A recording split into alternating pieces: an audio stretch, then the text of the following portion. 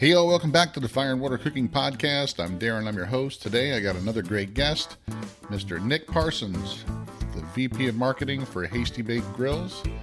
I can't wait to talk to Nick about Hasty Bake. They've been around since 1948 in Tulsa, Oklahoma, and they make one of the best grills I've ever seen. I'll be right back with Nick Parsons.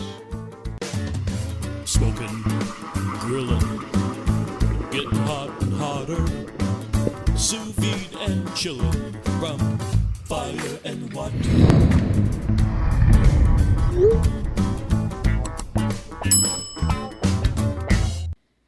Hey, y'all, I want to welcome back Inkbird Products as a sponsor of the Fire and Water Cooking Podcast. Inkbird makes some great thermometers, Wi-Fi, Bluetooth, all that. But they also make a great instant read thermometer that I really love.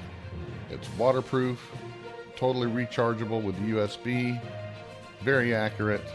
Everybody should have one of these in their kitchen so they can check the internal temperatures of their food so they don't end up overcooking. Check out the waterproof instant read thermometer below and a link to Amazon from Inkbird. Welcome back, Inkbird Products. Welcome back to the Fire and Water Cooking Podcast. I'm Darren, I'm your host, of course, and today I've got another great guest, Mr. Nick Parsons. He is the Vice President of Marketing for Hasty Bake Charcoal Grills out of Tulsa, Oklahoma, and they've been around since 1948. They're a really great grill company. Actually, I just got one, but I want to introduce Nick so he can tell us all about Hasty Bake Grills. Hey guys, thanks for having us on, Darren. Appreciate you. Love what you guys are doing here. I think you guys got a really cool following of people who love what you're doing, so we're excited to be on. I'm excited that you've recently become a Hasty Baker too, so you're familiar with kind of what we do and the quality and everything. So yeah, that's me. So I'm the VP of Marketing and Ops here at Hasty Bake. Have been working with them for about the last 5 years. Been on full-time staff with them for only about the last 6 months, but was an ambassador with them for quite a while. Did a bunch of kind of outside events, cooking events, a lot of teaching classes, a lot of trainings, a lot of 101 type of things. Did a lot of video content for them, and eventually they just said, everything you've been doing for us, we want you to do full time, so we don't have to keep pulling you away from your day job. So that's kind of how we landed there. So we run all the marketing. So anything you see social, myself and my team does. All the video stuff, you're going to see my ugly mug on YouTube and on Facebook and things like that all the time. And then the day-to-day operations. So not only do we have a plant that's right here behind me that does everything from taking the sheet steel to bending, breaking, welding, assembling, all here. We also have a retail operation, so I oversee the operations for all that. So you started out personally in the competition barbecue, correct? Or is that how you got involved in it? Yeah, so I ran KCBS Trail for quite a while. Did a bunch of stuff with the SCA. Did IBCA, and eventually went from gigantic trailer smokers down to falling in love with Hasty Bakes and competing on 4 of those on the back of a trailer for a while, and kind of went that route. They became my favorite cooker in the backyard, and just kind of everything else. I got 28 cookers sitting in the backyard, and the one that gets the most use is always going to be that Hasty Bake. Now, are you originally from the Tulsa area, or? No, so my family's originally from Texas. I spent a lot of time out in California, moved back to Tulsa about 12 years ago, and actually hadn't even heard of Hasty Bake until I moved back to Tulsa. So immediately when I started seeing people cook on them, I had to kind of say, what is this phenomenon that everyone around here is in love with? Because truthfully, you get too far out of Oklahoma, and up until now, the people hadn't heard of us. So you come back into Tulsa and every backyard in town has one in it, and everyone's got a story of their grandfather, their dad cooking on it. So that's kind of was my introduction, was coming back to town and realizing it was a thing. Yeah, and that's one of the things I want to talk about. Hasty Bake, a brief history. I'm going to go ahead and pull up the website too, because how I found out about them was I stumbled across them on the AmazingRibs.com's website, and actually Meathead Goldwyn is one of his favorite grills that he loves. He's got a pro and a gourmet, and he's got platinum reviews on both of those grills. And I looked at that grill and I said, I've never seen this type of grill before. it looks amazing to me, the way that you can adjust the charcoal, the charcoal up and down to sear and smoke, and just the overall design of the grill. And then I was, stunned to see it. It's been around since 1948 with the design, not very many changes to it. Right. And I was kind of stunned that it hadn't been out there. It's not, you can't find it everywhere. It's stayed around, I guess. It kind of goes outside of the Oklahoma area, but it stayed pretty much around that market for a long time. And I guess one of the reasons is that it's still made in the USA, and the plant is right there in Tulsa. It's not, a mass market grill that's, done outside of, in China or some other place, but it's pretty much, 100% made in the USA. So how important is that to the Hasty Bake Company? It's one of our kind of our founding foundations. One of our building blocks has always been we will and always be an American-made company, American employed company. We don't outsource parts. We don't outsource anything to China or Europe or any other location. Everything's here. So if you were to walk the plant with me in the back, you're going to see sheet steel being delivered, and it's going to be bent, it's going to be broke, it's going to be cut and spot welded and pop riveted and everything else that goes into it, and assembled and boxed right here by people that live here in Tulsa, Oklahoma. And that's always been a foundation of our company, and always will be a foundation of our company. We don't pull massive parts in from China or even buy steel from China or any other country. It's always been American-made steel.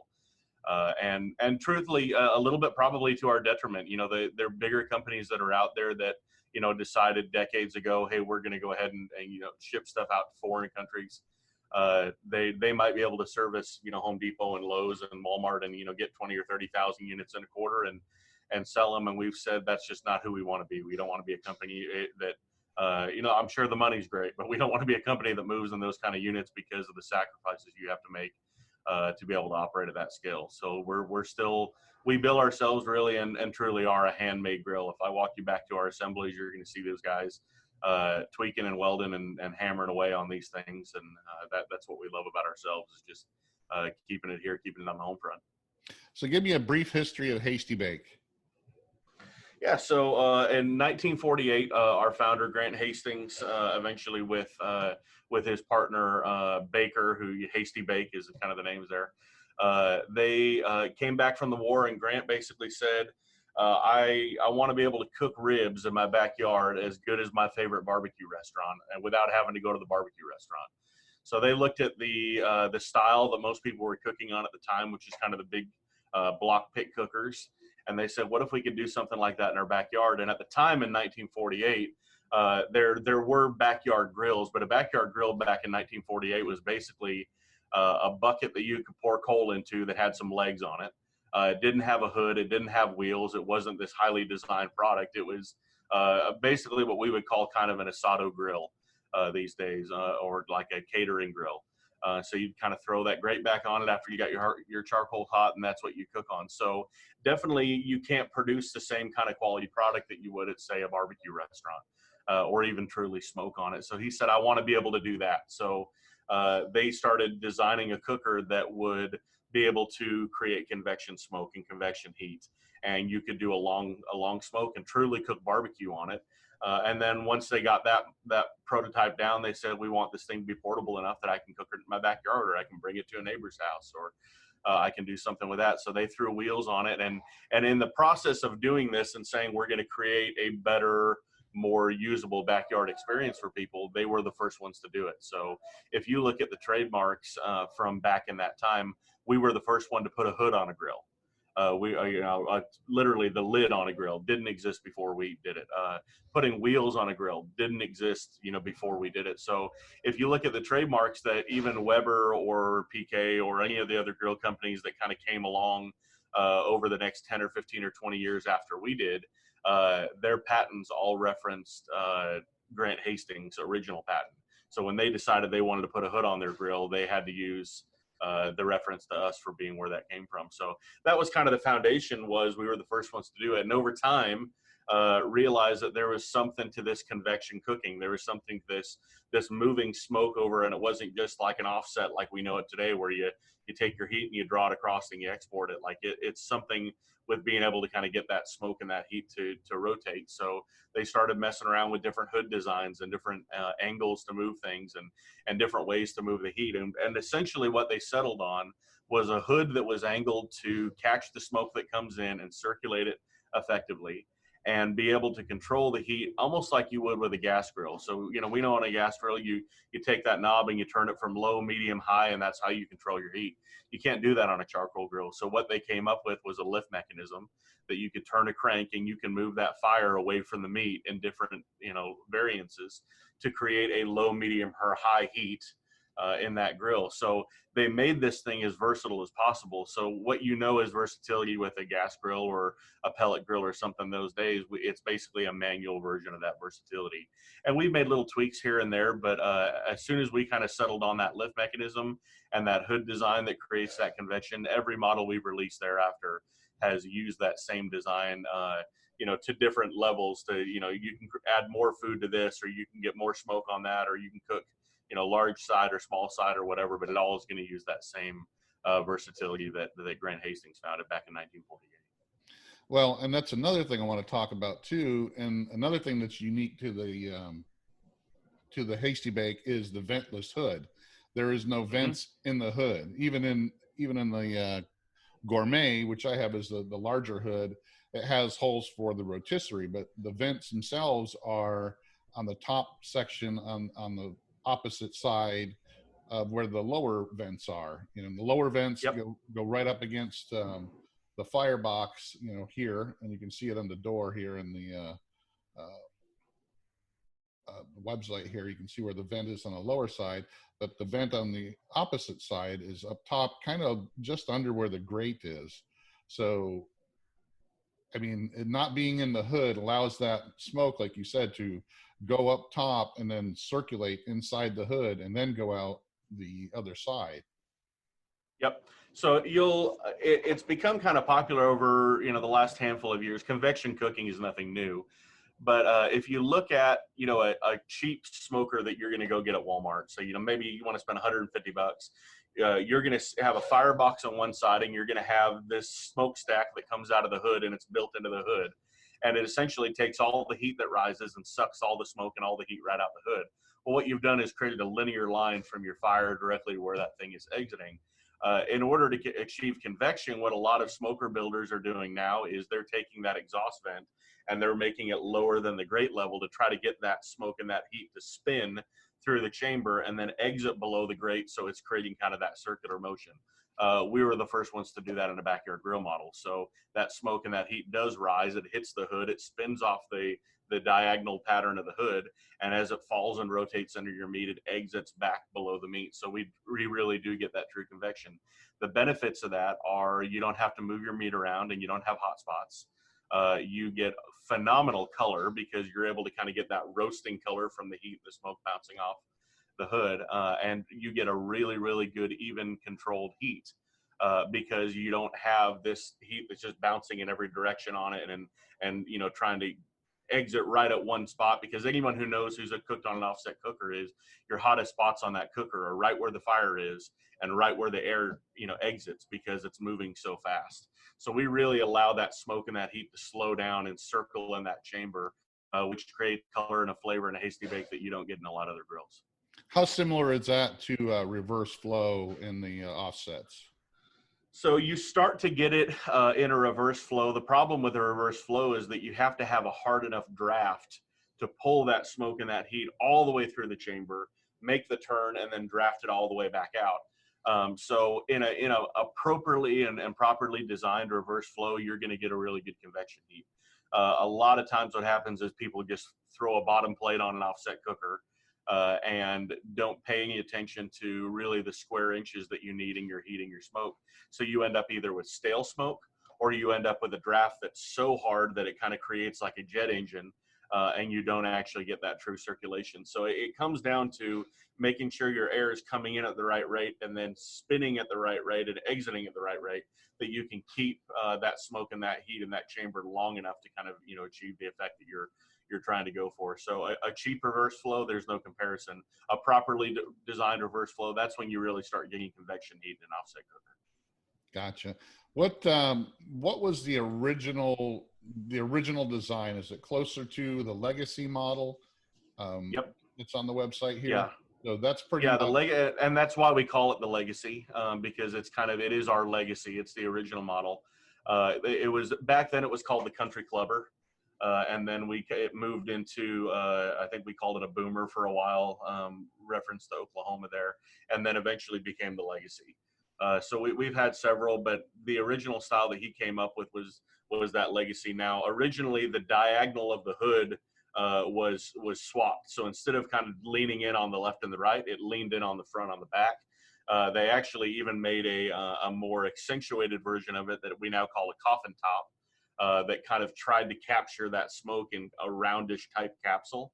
But we really realized if you're pulling the smoke in from the side of the cooker, you want it to bounce off that left inside wall and kind of follow those diagonals and smoke and then exit on the left-hand side. And that's going to get your most appropriate amount of speed and smoke. So they experimented. I mean, people will find that the Hasty Bake collectors that we have, which we do have them, they've grabbed stuff from every corner of the country, and you'll find models that have vents on the front or vents on the back or a different shaped hood or all these little things that they've tried. And what would happen was they build a prototype, they play around with it.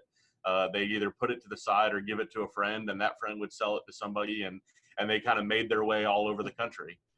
So with all these different models, but what we have now is kind of the final model they settled on, and that is the legacy. And then later on down the line, we added a taller walls to the top part of it, and that's kind of where we get the gourmet model. We had one we called the Dixie Belle and a couple other models that started getting fixed walls in the hood, and you just open basically a bifold door on the front. And that model really allows you to take advantage of rotisserie, which I know is kind of something you'd like to do. And a lot of our people that are just addicted to doing rotisserie, they love that gourmet model. And the reason being is because you have instant access to your meat right there in front of you. When we developed that model, which I believe was probably back in the late 60s, early 70s, rotissing was something that was new to the market that people absolutely fell in love with, and it was a brand new experience. So that's kind of where it came from, and it's still a very popular way to cook these days. You can do a rotisserie in a legacy model, but your rotisserie bar ends up being basically at grate height. You pull your grates out and slide the rotisserie bar in at grate height, and then you have to keep your firebox in the bottom in the smoke position to kind of create enough distance from the meat and the heat. When you move up to the gourmet model, which is what you're showing right here, you can kind of see that little flap near the top of the hood. Those flaps open up and your bar goes there, and you really have access to be able to take your fire from the very bottom position all the way to the very top position and really take advantage of it. You could actually, if you wanted to, pull the grates out and run 2 rotisses on it at the bottom level where you would on the legacy and at the top level where you do on the gourmet. And some people do that, but for rotisserie, that's really the benefit of the gourmet. You also get a warming rack on the inside of the gourmet that goes the full width of the grill, so it gives you about 1/3 more cooking space. We sell an extender that goes on the legacy that gives you a little bit extra cooking space on the legacy, but that gourmet really is made to load that thing up in any way you can, whether it be a rotisserie or extra stuff on the warming rack or whatever. I'm surprised because with all the technology and the new designs and grills that have been coming out in the last 10 or 12 years, to look at this, not knowing the whole history, if I were to look at this, just somebody just pulled this up on Amazon, I would think this was a recently designed grill with all the innovation that's in it. And to tell me that it's been around since 1948 just really blows my mind. I'm starting to see now some grills, the cheaper, Alibaba, char grillers, Royal Gourmets are starting to use the crank type design that you guys have had since 1948, believe it or not. Yep. So, I mean, literally you can go on, Alibaba or Walmart or Home Depot, and you see some of those, $150 grills are using the crank type, whether it's, manual adjust or a real crank, just like you guys have to adjust that charcoal box. Yeah, Brinkman and Masterbuilt and Charbroil over the last probably 15 years have brought in a little bit. Now you'll notice on those models, you get about 4 or 5 inches of play on your crank. So it's a small charcoal box, and they just want to kind of give you the ability to, if you're running your coals too hot, be able to get them away. Another company, M Grills, came out a couple of years ago with basically the same thing that we've been doing for 50 years, where you have a lot of travel. We have essentially, depending on the model, 14 to 18 inches of travel on it. So it really allows you to get 1.5 inches underneath a steak and basically almost get caveman style of searing something, to be able to drop it all the way down into a really slow cook. And you'll notice on some of those things you'd shown on the website, we do have a heat diffuser that you can put over your charcoal. So you can truly get an offset style cooking in that model, because you can shield your meat from your fire and move that fire in down in the opposite direction of your food, and get basically the same effect you would get in a big offset cooker. You're getting no direct heat at all, and it's all just hot smoking convection air. So with the different models, the Suburban, I guess, is the smaller model, more of like a starter, but they all pretty much have the same features as far as the adjustability of the charcoal, the way the internals are set up with the ash pan and the charcoal basket and the heat deflector, the front shelf, the hood, except for the Gourmet that's got a little bit taller, but they all pretty much have the same features. So you could start out with, a smaller Suburban, under the $1,000, and have the same type of features you have in a more expensive along the same line, correct? Absolutely, yeah. The sacrifice you make on, and most of it is just the amount of cook room you have. Now, our portable series, if you will, which is basically our newly released Nomad, which we can talk about here in a little bit, and our Ranger. Those are a little different. The Nomad has the firebox is not adjustable per se. Now you can pull it out and raise it in, hook it on basically a different slide-in spot and move it a little bit closer. I think 3 or 4, yeah, right there. So that firebox that's on the bottom, you can pull that top heat shield out and manually move that firebox up if you want a hotter sear. The Ranger does have the adjustability on that model. But it's chain driven. Now, I actually really like the chain driven idea. It does allow you to move your firebox up and down. You see that little ball on the left, you lift that chain and the firebox moves. But as soon as you get away from those portable models, yes, it's a crank model all the way up. And it really just kind of depends on how much space you need. Now, I'll tell you a little secret on my end, which probably makes me the worst sales guy in the world. I have probably 75% of the models we have. I cook on that Ranger 80% of the time, and I have a family of 4. And it's not that Ranger is so huge. It's that it's the perfect size for the standard weeknight grilling. So you can go throw some burgers, throw some dogs, throw some chicken thighs or chicken breasts on, and it uses about half the size or half the amount of charcoal that a lot of the other models do. It lights up in about half the amount of time.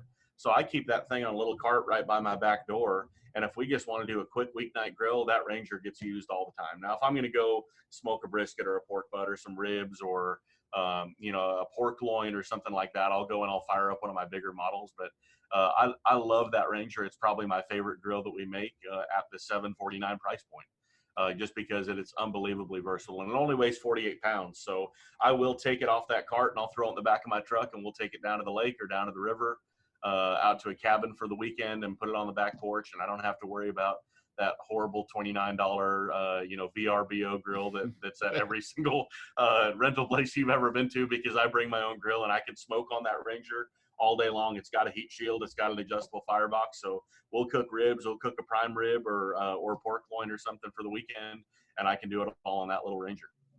Now they also have some the Hastings is a lot bigger grill, and they also have some built-ins as well. So if you're building a custom kitchen, where, we have a lot of, Florida people grill here year round. So building custom kitchens and these new homes is very big around here. So those actually look pretty decent as well. The Hastings looks like it's got a double charcoal box. Is that correct? Yeah. So roundabout justified is the Hastings is the equivalent of 2 Gourmets or 2 Legacies side by side. It has 2 fireboxes, 2 access doors. When you're to open the thing up, it's the equivalent of literally 2 of those grills. So it's a great party grill. If you have a backyard that you love to entertain in and you cook for a lot of people, that's kind of the grill you want. We have a cart model and we have a built-in model of that. And it's literally the built-in model is sat on a cart, so it's the same exact grill. It vents out the sides, which is a little different venting system, but it's still below the grate level. So we have a lot of people that love that if they just love entertaining in their backyard. The Fiesta model is essentially the gourmet that's a built-in. So we take the bottom part of it off, and the firebox is on the front, the crake's on the front, as opposed to the side. So it's good for a built-in. It vents out the back like like everything else kind of does, but that's a gourmet top is what it is. So you can run your rotisserie on it. And just like that. So it's and it's got a trim kit that comes with it as well. So it works really good for built-in. Has a really clean, pretty sleek look design to it. And people who love Hasty Bake, but they don't want to be wheeling it around their backyard or worried about spilling grease or anything like that. They just want to kind of sit and forget. Those are the built-ins they lean to. Yeah. Let's get back into the new Nomad that you guys just came out with, because you are in a partnership with the SCA, the State Cook-Off Association, and these are getting very popular now. PKs have kind of ruled that competition circuit for a while because, just the design of them, and, they're easy to lug around and how close they get to the charcoal. But now you guys have found that the Hasty Bake is picking up speed as far as that goes as well, correct? Yeah, so I started cooking SCA back when they kind of first started. Was never as heavy of a competition guy in SCA as a lot of these guys were, but there was always a big draw to the SCA for me. And part of it was a lot easier weekend. It was a lot cheaper weekend. Frankly, I had more fun with it because I cooked for a couple hours and drank beer for 5 or 6 hours and hung out with my friends. And that was kind of the draw to it. But on the SCA trail, PK kind of ruled the roost. And the reason being was it was an approachable price point, and it was a bucket you put fire in, and you could dump that bucket out and throw it in the back of your truck and walk away. And I think that's kind of, why it became so popular. But what we've noticed, similar to kind of the progression of KCBS, is that as SCA gets more and more competitive, guys are wanting their grills to do more and more. It's no longer just about cooking a steak correctly. It's about getting the right grill marks and getting the right color and maintaining the right moisture and all the stuff that kind of goes into it. And you need a more versatile grill at that point than just a bucket you can put fire into. So we become a marketing partner with the SCA this last year. Just reached out to them and said, we love what you're doing. We want to be involved. So we started marketing with them. And at that time, I reached out probably February of this year to 6 different cook teams that I knew in the SCA that we respected, that were doing really well in the points chase, along with Ken Phillips and Brett Galloway, founders of the SCA. And we said, hey, if we were to design the perfect grill, what would it look like? What does everyone care about? And they mentioned things like the dual zone cooking and the fire distance and the ability to get convective smoke and all that kind of stuff. And we sat down and we said, okay, we have a model that at the time we called the portable, and we thought it was kind of the good skeleton for what we wanted to do, but we needed to make the portable bigger. We needed to add some heat shielding to it. We needed to add some different handles and some different ability to be able to hold some hotter heat in it. So we re-engineered and redesigned our portable grill. And then we, started getting feedback from all these guys, and they said, we like this and we don't like that and we want to tweak this. And we just went back and forth and essentially let these guys who've been cooking SCA for a long, long time, let them design their perfect grill, and took all the feedback from it. And what you're seeing right now is the fruit of that labor, and that's the Nomad. So it's we launched pre-sale on the 24th of last month. We've sold several hundred units. We're very excited about it. I think people are can't wait. We've had over a dozen units sold outside of the United States. Guys are clamoring and saying, hey, we got to figure out a way to get this thing to Norway and to Holland and to Australia and all the other places that SCA has gotten real big into. And they're going gangbusters over it. So the long and the short of it is, you have a very effective 2-zone cooking on the Nomad that you can get 550, 650, 700 if you wanted degree heat on a sear side, and maintain a nice 350 or 400 bake on the opposite side. We're shipping every single one of the SCA models. We have 2 models. One of them has an SCA badge on it. It comes equipped with grill grates, which if you're cooking in the SCA, you don't have an option. You got to have some grill grates. And it's got an extender over to the side that allows you to elevate your steak and kind of get it baked on the side. And then if you like the format, if you like the size of this thing, but you're saying, man, I'm never going to cook a steak on it. I want to take it down to the lake and I want to burn some hot dogs on the weekend, or I want to take it fly fishing or something with me. We'll sell you that model. We rip the grill grates and the extender out of it. We slap the good old Hasty Bake logo on it. You save about $25. realistically, it's a lot better deal for you to buy the other one because you're going to get about $100 worth of product for $25. But we wanted to give the option for people who wanted to lighten the weight or something like that. Yeah, the grill grates alone I know is worth more than $25 because they're expensive. Oh yeah, yeah. You're They getting about $50 or $60 worth of grill grates and about a $60 extender thrown in for that $25 difference. yeah, and that is a nice looking unit. It looks like a toolbox. I mean, it's Yep. and you can carry it around. It looks a lot better than a PK grill, that's for sure, and a lot more portable. I mean, even though you can wheel a PK grill around, this looks like it's something that's going to work a lot better, and it's easier, like you said, to throw in your truck to take out to tailgating, to the cabin up in the woods, or out picnic or what have you, just to throw some steaks on or what have you. But I think that's also going to get you noticed more outside of the Oklahoma area, because I literally, the design of the grill, and then, like I said, to know that it's been around since 1948 and it's not as popular as I think it should be. I mean, being just the only grill company that's been around since 1948 that's still 100% made in America, to me, it means something. And that, even though it is a little bit pricier than, some of the other grills out there, it's going to last forever. And that's always been my thoughts is, I have a Kamado grill, I have a ceramic grill, and, they're expensive as well, but, they're going to last a long time unless you drop it. But here's the thing with this one: if you drop this one, it's not going to break. So yeah, you don't look at it wrong, and it's not going to crack. Yeah, it's amazing, especially when depending on the finish on it, even the powder coat. If you take care of that powder coat grill, that thing is going to last you forever. And what's funny is, we always bill stainless as lasting forever, and it does. As long as you keep that thing clean, rust isn't going to eat away at it. Parts are going to maintain. I mean, that grill will outlive you and probably outlive your kids, as long as they just don't get a wild hair and want to buy a new grill. But you would think the powder coat ones, would eventually rust away. But we see more 50, 65, 70-year-old Hasty Bakes than you would ever imagine. And they're all powder coat, because back then they didn't make stainless. For the first 10 or 15 years of the company, it was all, carbon steel painted is what it was. But we have so many people. I bet you, no exaggeration, I get 10 to 15 phone calls a week from someone, and they all start out the exact same way. It's become a joke in the office. Someone gets on the phone and they say, "Hey, so I've got this old Hasty Bake."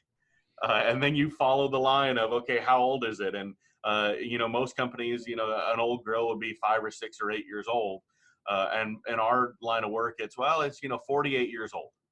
And then, it proceeds, hey, tell me about it. What does it look like? What conditions it in? And they want to know, hey, can I still get a grill for it? Or can I still get a firebox for it?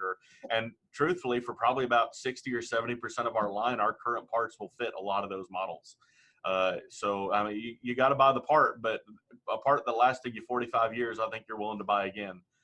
So a lot of people are refurbishing grandpa's old grill, and they love having that thing on their back porch. And it's got 45 years of rib seasoning on it, and it's the pride of their cooking collection is having that old grill. So there's something to be said for it. And like you said, there's a lot of grills these days that they look really nice and they can probably cook really good, but you look at them wrong, you knock them wrong, you move them around the back porch, you're going to end up breaking them or breaking apart. And these things are rugged as they get. They're solid steel and they're not going anywhere. yeah, I'm big on the Kamado cooking. I like Kamado Joe, and I'm in a lot of the Facebook groups, and I saw somebody the other day, they bought one of the new Kamado Joe 3 Classic 3, which has an insert in it, and it's bigger and all that, but it's almost a $3,000 ceramic grill. And the guy moved, and the movers dropped it and smashed it. And that's just what happens. Yeah, it'll last forever. Yeah. If it sits there and doesn't move, it could probably last you a long time.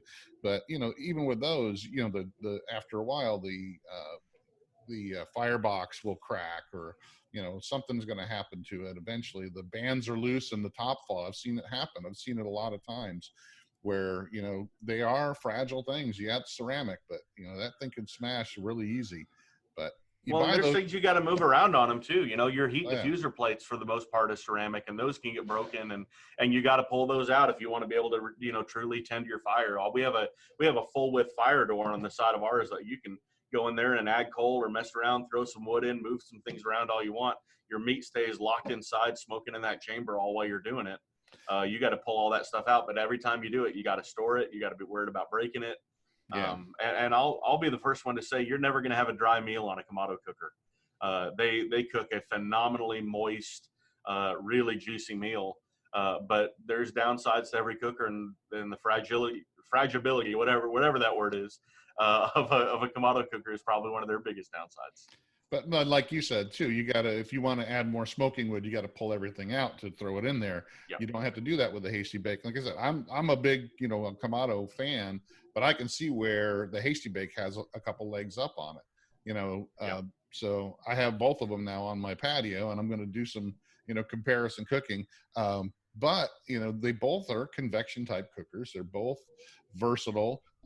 They both, like I said, are going to have their strengths and weaknesses against each other, but both of them are going to last for a long time. So to be in the same price range, somebody will drop $1,000 on a big green egg, no problem. But then they'll, look at this and go, oh, that's $1,000. Well, I tell you what, it's going to last you just as long, if not longer than a big green egg, because it, you don't have that whole, like knock it over and it's going to, break in 1,000 different pieces for sure.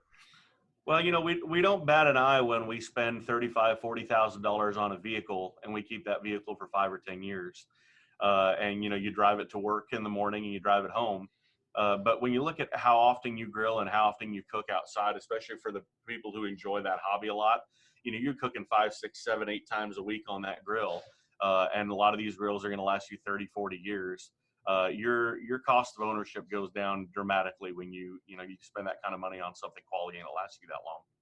Yeah, if you go into Home Depot, Walmart, and all these other grills, like I said, that Royal Gourmet or Char Griller, Char Broil, that are pretty much cheap Chinese Alibaba grills, they're not meant to last you a long time. They're meant to rust out after a couple of years, so you go buy another one. That's why they're so cheap. It's a 2-year grill if you're lucky. Yeah, if you're lucky. I mean, I've seen it. I mean, I started out with the cheaper gas grills. Back in how long do they last? All the guts rust out of them like in the first year, especially here in Florida because it's so humid all the time. Yeah. I mean, I used to go through grills and smokers every 2 or 3 years. You're getting a new one, and all the money I wasted over the years, and I look at, hey, I could have got something of higher quality and not have to worry about it, and pass it down to my family, like you said. But, yeah, absolutely. But sometimes, people get that stuck in their head. They just see the initial cost, and then they don't figure that, in 2 years, you're going to have to get a new one. I will never spend any money on another gas grill. I don't prefer cooking on gas. And it's literally, you have to replace them. You have to, if not just the grill, but the guts, which cost you another 70, 80, $100 just to get the burners and stuff. And it doesn't make sense to me. And I don't like cooking on propane anyway. Well, we have a retail store here that is not just selling Hasty Bakes. We sell other grills as well. Hasty Bake's the only charcoal grill truly that we sell. And we sell Yoder and we sell Weber. But if you're in the, in the market for a gas grill, to get a quality gas grill, you're probably talking about dropping $1,500 and then up till 10 or 15 grand, if you will. So even when you're going to Home Depot and you're buying that $600 or $700 grill, and you think at that point, this is a big investment. It's not a grill that's made to last you. Until you start spending that $1,500, $2,000 gas grill, that's the grill that's gonna, you're probably gonna get 10 or 15 years out of. And propane is very corrosive and everything else, and they're just, like you said, you couldn't say it better. Those grills are made to get you until you buy the next one, and it's a continual thing. And probably one of the detriment and one of the jokes inside here is, as we're making tweaks and redesigning stuff, and even designing this Nomad, is somebody will say, hey, we want to put this on it. And one of the jokes is like, well, if that thing's not going to wear out for 30 years, how am I going to sell them another grill? But it's just that we're bent to go the way of, we want this thing to last forever. And it's just not that way, with a lot of other companies. Right. So you guys do have the store there, you said, and you have dealers as well that sell your grills, and you do sell on Amazon and you sell through your website. How big is your dealer network? We try to keep it pretty close to home. So we got about 30 dealers nationwide. Truthfully, probably 5 to 10 that are, very effective dealers. And truly, the most effective dealer is somebody who cooks on the grill. They enjoy the grill. Maybe they have one in their own backyard. Their employees enjoy cooking on it. Because once you cook on it, that selling point's almost moot at that point. It's really easy to talk about. You love it. You love all the features of it. So we probably have 5 or 10 dealers around the country that have taken to that point where they're just in love with it, and another 20 to 25 that carry it and sell it occasionally in a lot of outdoor kitchens and stuff like that. Like you said, we are on Amazon. We are on Barbecue Guys. You have to be these days. It's just what it is. The majority of our model is a direct-to-consumer model. So we sell 85% of our grills. Maybe that's a lie. We probably sell 70% of our grills online and 20% in our store, and then the other to the dealers. But we encourage people to buy them from our website. Obviously, we make a little bit more money when you buy them from us than through a dealer. But we do ship for free, which is not always the case depending on where you go. So if you're in the market, direct to consumer is kind of the way we try to push you. But we do have Amazon and Barbecue Guys. We know people respect those companies. They like their they're kind of guaranteed assurance on things. They trust the reviews on them. They are good partners of ours, Barbecue Guys especially. They're great folks over there. But we do sell them on our own website, and we do ship them for free. So you don't have to worry about that aspect of it, which, shipping a grill that size, costs you $150, almost $200. And that's something not a lot of people count on when they go to buy it from a different vendor or an Alibaba or something like that. Like, your shipping cost is a lot when you ship a $200 or a 200-pound item on a pallet across the country. It's not a cheap endeavor. No, yeah, and just the packing, when I got mine came the other day, I was just amazed how easy this thing was to put together. I mean, that, I took it out of the box. It looked like a mummy because it had the, insulation and the plastic all wrapped up around it.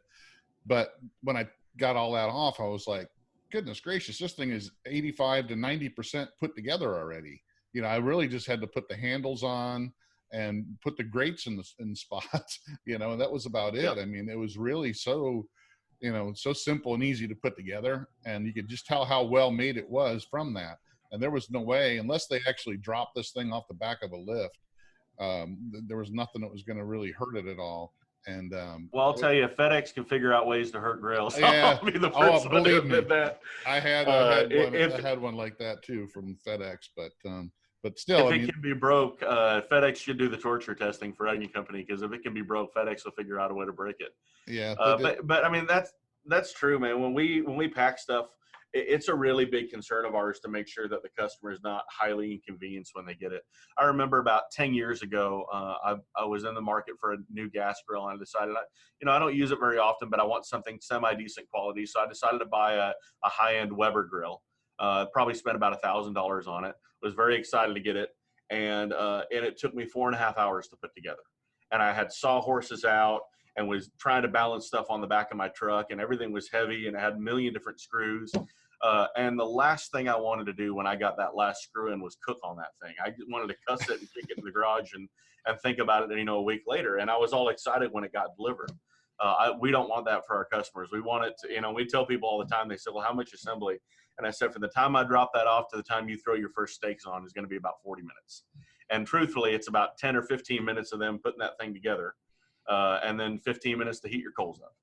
I think literally the thing that took the most time was pulling the film off of the stainless steel stuff, because that stuff was kind of hard to get off. But that's it. I mean, that's all I was doing. We were pulling the film, the protective coating on the stainless steel, but everything else was just like boom, boom. I had one screwdriver, a Phillips head screwdriver, and a pair of pliers, and it was done, within 15, 20 minutes.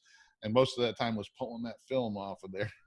But yeah, and if we could ship it without the film, we would. But even cardboard scratches stainless if you rub it on a freight truck for 400 miles. So yeah, it's kind of one of the costs of doing business. Oh, I'm not complaining. It was why it's there. But that, like I said, that's the most really that you have to do. And I've seen even these a lot of these stuff that comes from China, like the new Masterbuilt everybody's been the Masterbuilt gravity fed. It's still a cheap grill, and it still comes from China, and the instructions aren't that good. I've known a couple of friends of mine that bought them, and it took them almost 2.5 hours to put the thing together. And they've cut themselves. They've, had to redo things 3 or 4 times. The parts don't fit right together. So I'll tell you a funny story about that Masterbuilt. I'm a grill head, right? So anything that new that comes out, I kind of want to play around with. So I said, I'm going to drop the money and buy this Masterbuilt, just because I want to see how it works. I love the concept of a gravity fed charcoal grill, and there's companies out there, like the Stumps of the world, that have always done it very, very well, but they haven't really incorporated a lot of electronics to it. So I thought I'm gonna blow the $400 or whatever it is. And I had a buddy of mine who's one of our assemblers. And I said, hey, man, will you do me a favor? Like, you're so quick at assembling stuff. Can you put this thing together for me? He said, no problem. 4 hours. Yeah. And 2 of those hours was him with equipment that the normal homeowner would not have, trying to bend out the bent and broken pieces of metal because the packaging on that grill is so bad. So he essentially had to refab that grill before he could even put it down because none of the legs were lined up and everything was off. And again, bad taste in my mouth. I didn't even want to fire the thing up because it took someone who is a professional assembler that long to build it. Yeah, and that's another thing. Those things, they're all the rage right now, but they're only like 6 months old. When they start breaking, I've already I watch all the Facebook groups. I'm in a lot of them just to watch a lot of these. The brand ones, and I watch them. When they first came out, oh, this is great, it's the best thing ever, and then all of a sudden, oh, now the firebox is starting to warp, and there's things happening, and now that all of a sudden my electronics aren't working anymore, the fan stopped working. I mean, that's the kind of things you're going to run into when you're buying something strictly on price. Right. And that's I had the guys on from Masterbuilt. I had the McLemores on, and they're the first to say that they wanted it at $500. They wanted it so somebody they could send it to the mass markets and sell it at the Home Depots and stuff in Walmart cheap. And so right. Everything's done cheap. Everything's done cheap in China, and it's not built to last at all. And okay, you can buy it. That's just not me. I want something that's going to be out there, and I know I don't have to, have an issue. I start a cook, and all of a sudden the electronics go on it, or the fan shuts. Well, and when you depend on that, that's one of the things. And I know you're a charcoal guy, and me being, charcoal guy too. One of our pride points is there's nothing on this thing that can break that'll keep me from being able to use it. Right. Anything that it's got a plug on it, there's a liability there. It's kind of like when you buy that new fancy car and it's got all the nice computer things, and at some point something's going to go out and it's going to be hot and you can't get your windows down or whatever it is. On that charcoal grill, man, it's a box that you put hot coals into, and as long as you got hot coals and something to grill, like, you're going to be able to use that grill. Exactly. And in Florida, we have hurricanes, we have thunderstorms, the power goes out, multiple times a year. I have a pellet grill. I got a Camp Chef pellet grill, and I like using it every once in a while, but that's not something that you can rely on, because the power goes out for, a few days, I can cook out. I got 4 other cookers that take charcoal out there I can cook on, Yep, and absolutely. I don't have to worry about, only way I got to cook is with, something with a fan on it, electronics and all that. So, but definitely. Yep, absolutely. Well, all right, Nick, I want to, thank you for being on. I'm going to make sure that everybody has the Hasty Bake website and the link below. Make sure you check them out. You can check them out on Amazon, check them out on their website, barbecue guys also .com. But I really love the way, like I said, this thing looks like it was designed recently, and I just can't believe it's been around since 1948. Made in the USA, quality product. I know it's going to get, with all the, especially what's going on now with the COVID, people are cooking at home a lot more. People are buying grills. They're looking for high quality grills. I mean, even the Kamado grills are starting to really sell a lot more. People are looking for higher end grills. You're always going to have people looking at the cheap grills at the Walmart and Home Depot. But I think nowadays people are looking for something that's going to last, and something that, like this, it's adjustable. I know that Nomad's you guys are gonna have a hard time keeping that thing in stock, because that's another one that sure. That's gonna, the ACA is gonna help you guys overall sell more grills. What's the production that you guys can do out of your warehouse there. How many grills can you build a week out of there? That's one of the things I wanted to ask you earlier.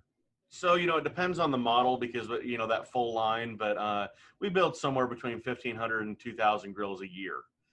So it's not, we have some of the most advanced equipment. I mean, I'll tell you, we have 3 lasers on the back, and 2 of them are the same laser they cut the International Space Station with. So we have some very, very high-end equipment out there. Grills are not the only thing we build. We have a full fabrication facility that we, have another side of our business that does all that.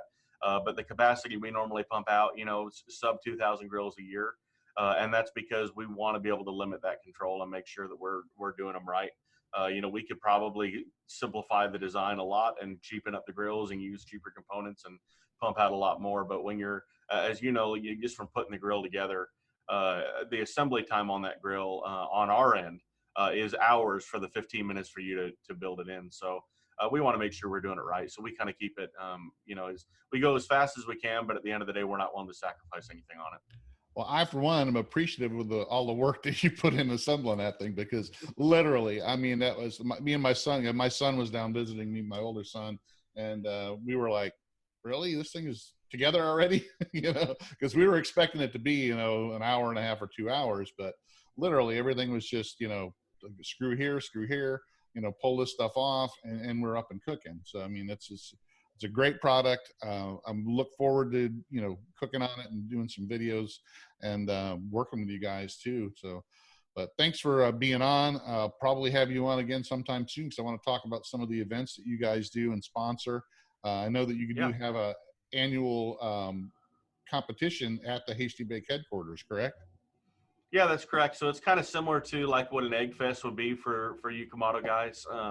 We have owners from all over the country kind of descend. This year, we normally do it in May. We bumped it to September.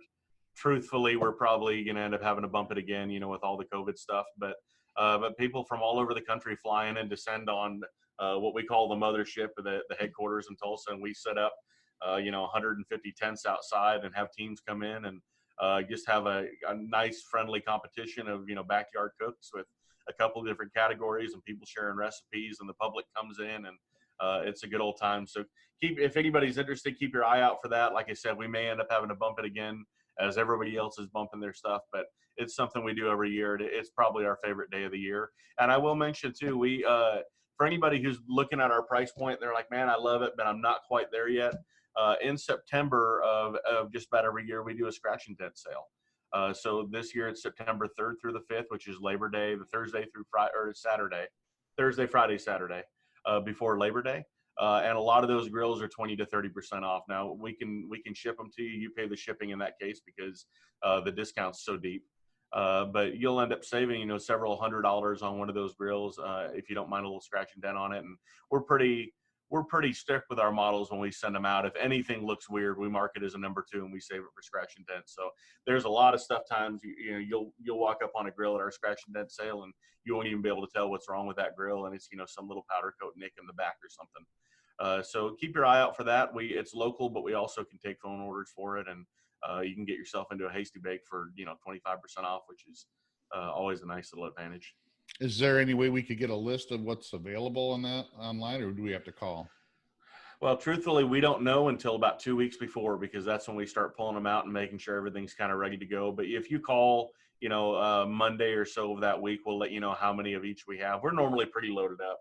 We'll have several hundred grills, depending of different sizes. And a lot of times they end up, kind of building almost to, we'll take a perfectly good box and have a little chip in the hood, and they'll put that hood on it. So, we don't know what we have until we kind of get a little bit closer. But the only thing, the 357s are a little slim. That's our big, not the big backyard model, but kind of our big insulated, very fancy model. They're a little slim on that. And our Rangers normally go in the first 2 hours because everyone's clamoring for those. But even if you came in on Friday or Saturday, you get yourself into a Legacy or a Gourmet, no problem.